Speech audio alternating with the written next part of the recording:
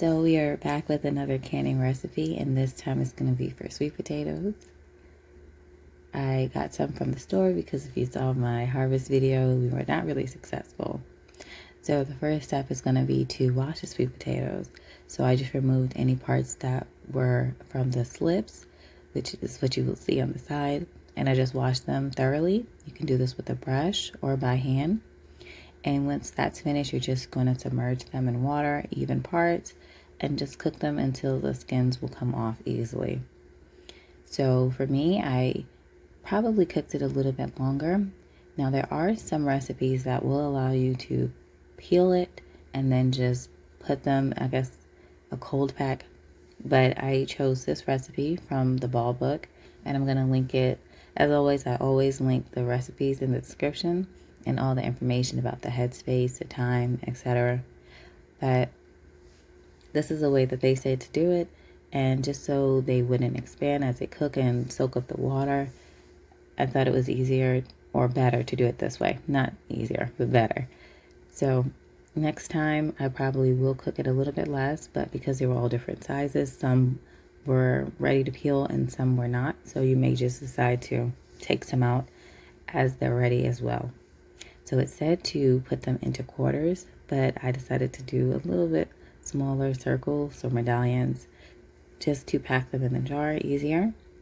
This is going to be for a puree, so it really doesn't matter that they got cooked a little bit more.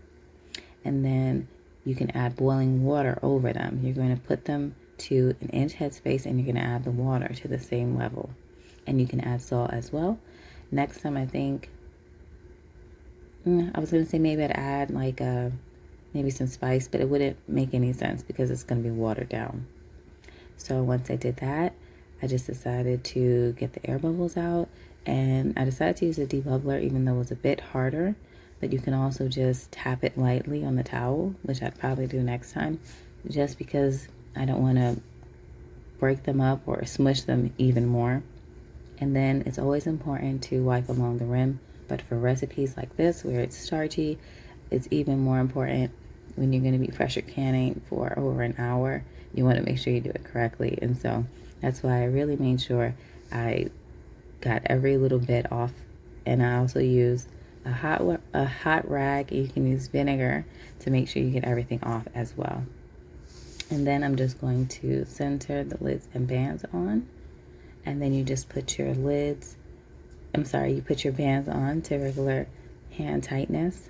You don't want to do it too tight, but you do want it to be on there to help with the sealing. And I like to do it in sections of 3 or 4, just so I remember to do all the steps with all the jars. So you can do it however you like. That's just the way that I do it. And that way I'm just not messing up too many towels. And I'm doing it here again, just so you can see the process of me centering the lids and then applying the bands. Really an easy process. And then we're going to put this into the canner. This is pints, so it's going to be for an hour and 5 minutes. But you're always going to adjust for your altitude. And if you use a quart-sized jar, the time will increase. So once they were done, I used a jar lifter and I got them out. And then you're going to let them sit for, usually they say 18 to 24 hours. And I find at least 12 hours usually is what will suffice. And so I did 8 total jars, and it was 6 pounds. The recipe book says that 1.5 to 2 pounds is for a jar, a pint jar. But it looks like I got a little bit more. So I hope that you guys will try this recipe. It's such a cost savings. For 35 cents a pound, I didn't pay much at all for these 8 jars. Doing the math quickly, that's just going to be $2.10 for the 6 pounds. And the whole process probably took about a little over 2 hours, and that's with it in the canner and just watching it for the hour and 5 minutes.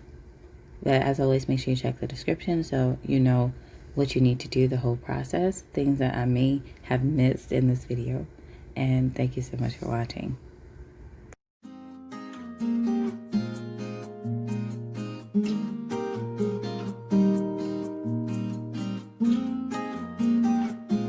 I hope you enjoyed today's video. I upload upload every Tuesday, Thursday, Saturday, and Sunday.